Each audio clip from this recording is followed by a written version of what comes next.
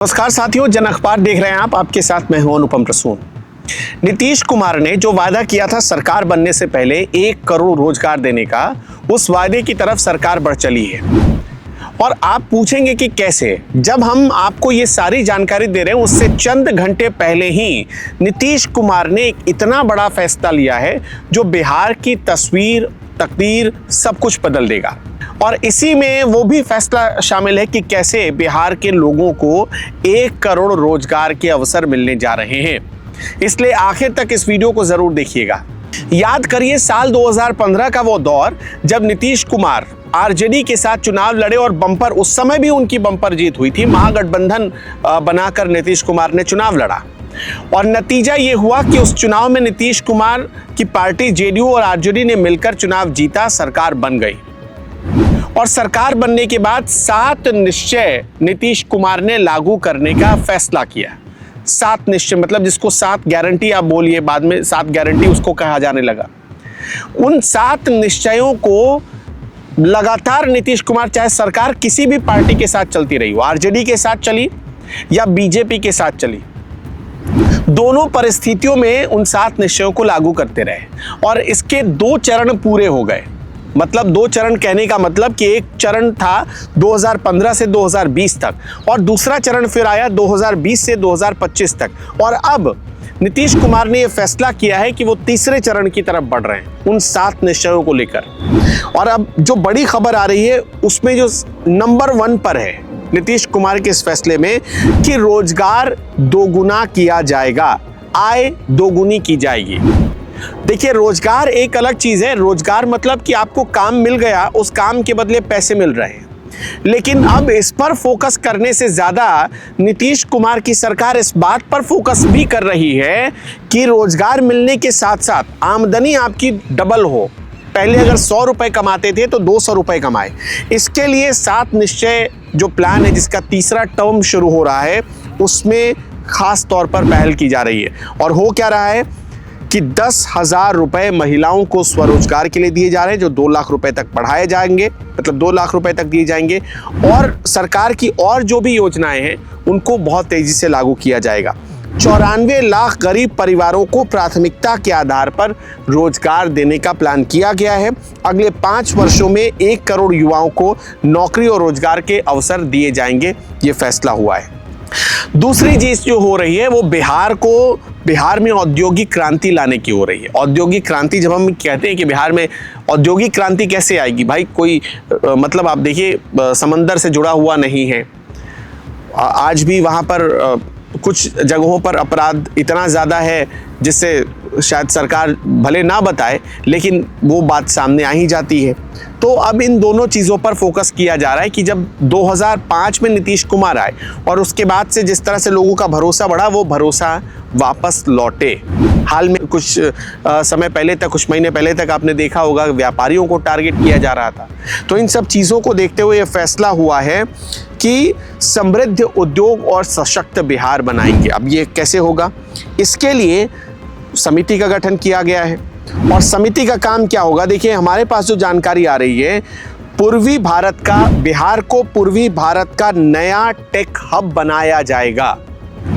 समंदर नहीं है तो क्या हुआ, टेक हब बनाएंगे हम सॉफ्टवेयर बिहार में बनाएंगे, उस सॉफ्टवेयर को देश और विदेश में बेचेंगे, ये प्लान किया जा रहा है। इसके अलावा जितने भी प्रतिष्ठित उद्यमी हैं बिहार के, और ऐसे युवाओं का चयन करेगी बिहार सरकार जिनमें कुछ पोटेंशियल नज़र आ रहा हो, उनको या तो सरकार लोन के माध्यम से बढ़ाएगी या सरकार अपनी अलग अलग योजनाओं से, स्कीम से उनको जोड़ेगी और उनको प्रोत्साहित किया जाएगा कि आप ज़्यादा से ज़्यादा लोगों को रोज़गार दीजिए। 5 वर्षों में जो सरकार ने टारगेट रखा है, 50 लाख करोड़ रुपए के मतलब निजी निवेश किए जाएंगे। प्राइवेट इन्वेस्टमेंट करवाने का सरकार ने लक्ष्य रखा है। अब ये प्राइवेट इन्वेस्टमेंट कैसे होगा, कोई अगर उद्यमी है, वो कुछ खोलना चाहता है, वो अपना पैसा लगाए। बड़ी बड़ी कंपनियों से सरकार बात करेगी। जैसे आपने देखा होगा उत्तर प्रदेश में इन्वेस्टमेंट समिट होता है, जैसे आपने देखा होगा महाराष्ट्र में होता है, हरियाणा में होता है, दिल्ली अपना इन्वेस्टमेंट समिट करता है। जो बड़े बड़े प्रदेश हैं वो अपना इन्वेस्टमेंट समिट करते हैं। बिहार में भी होता है, लेकिन बिहार में बीच में इसकी रफ्तार में थोड़ी सुस्ती आ गई थी। इसको फिर से बढ़ाया जाएगा, इन्वेस्टमेंट समिट किए जाएंगे और उसके ज़रिए लोगों से इन्वेस्टमेंट मांगा जाएगा। अब जो तीसरी कोशिश है सरकार की, किसानों के ऊपर ध्यान देना।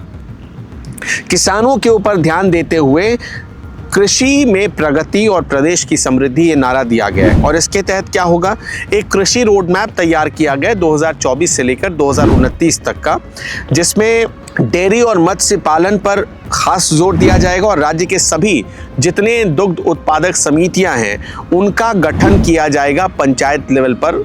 और उससे किसानों को, मतलब कोशिश ये हो रही है कि पंचायत में ही बाजार हम उपलब्ध करा दें, ये कोशिश की जा रही है। चौथा जोर शिक्षा पर है सरकार का, क्योंकि आपको भी पता है जो बुनियादी शिक्षा की व्यवस्था बिहार में होनी चाहिए उसमें बहुत सुधार हुआ है।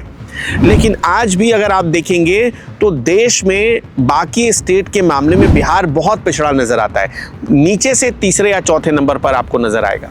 ये एक बहुत बड़ी कमी है। आज भी बिहार के स्टूडेंट्स को, सारे टैलेंट को पढ़ाई करने के लिए या तो दिल्ली शिफ्ट होना पड़ता है या कहीं दूसरी जगहों पर शिफ्ट होना पड़ता है, कोटा जाना पड़ता है।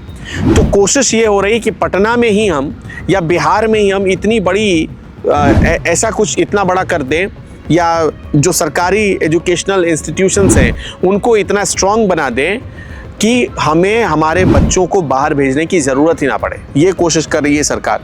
और इसके अलावा क्या, जो स्वास्थ्य है, लोगों को ये गारंटी देना सरकार की प्राथमिकता में सरकार ने शामिल किया है कि आपका स्वास्थ्य खराब होगा तो आपको चिंता करने की आवश्यकता नहीं है, सरकार है और सरकार आपको सही समय पर कम पैसे में इलाज उपलब्ध कराएगी। इसके लिए सुलभ स्वास्थ्य सुरक्षित जीवन, ये नारा दिया गया है। तो इस तरह से नीतीश कुमार ने सबका सम्मान और सबके जीवन को आसान बनाने का जो लक्ष्य रखा है, उस लक्ष्य का नतीजा ये है कि सरकार ने अपने कैबिनेट की बैठक में जो प्रस्ताव रखा है उससे कम से कम ये जाहिर हो गया कि नीतीश कुमार का इरादा जो उन्होंने चुनाव से पहले जताया था वो इरादा पूरा करने जा रहे हैं। वो मतलब कि कोई हीला हवाली नहीं, कोई लफाजी नहीं, सीधा सीधा यही है, पॉइंट पर, to the point Nitish Kumar ने इशारा कर दिया है कि वो काम करेंगे, जो वायदा किया है उसको पूरा करेंगे, जो अभी तक करते आए हैं। और इसी वजह से इन सातों गारंटी को, जो हमने 5 आपको बताया, इसके अलावा सबके जीवन को आसान बनाना, ये भी एक उसमें टारगेट रखा गया है। स्वास्थ्य को हमने आपको बताया बेहतर करना, ये भी एक मतलब एक लक्ष्य रखा गया है। कोशिश ये हो रही है कि अगले 5 सालों में 2029 तक ही, हालांकि सरकार कोशिश कर रही है कि इसको पूरा कर दे, कि 1 करोड़ लोगों को रोजगार दे दे। ये 7 लक्ष्य के हिसाब से जो ज़रूरत पड़ेगी, जो 50 लाख करोड़ रुपए के इन्वेस्टमेंट का जो सरकार ने प्लान रखा है, जाहिर सी बात है उससे एक बहुत बड़ा रोजगार पैदा होगा, उसको भी सरकार इसमें जोड़ेगी। 1 करोड़ लोगों को रोजगार देने का जो सरकार ने वादा किया था। तो सरकार, और इसके अलावा शिक्षा की व्यवस्था सरकार सुधार रही है। हो सकता है कि आने वाले कुछ सालों में आप शिक्षकों की नियुक्ति को लेकर भी कुछ बड़ा फैसला देख सके। स्वास्थ्य की व्यवस्था सुधार रही है, डॉक्टर्स के कई सारे पद खाली हैं, हो सकता है उसकी बहाली हो जाए। सरकार इन तमाम पहलुओं को, मतलब उन 7 डायमेंशंस में एक तरीके से सोचना शुरू कर चुकी है और बहुत जल्द इसका रिजल्ट भी आपको नजर आएगा। दोस्तों, नीतीश कुमार ने जिस तरह से वादा किया था चुनाव से पहले, सम्राट चौधरी ने जिस तरह से वादा किया था, उस वादे को पूरा करने के लिए जो अपना इरादा जाहिर किया, इस पर आप क्या कहना चाहेंगे? कमेंट बॉक्स में ज़रूर बताइएगा।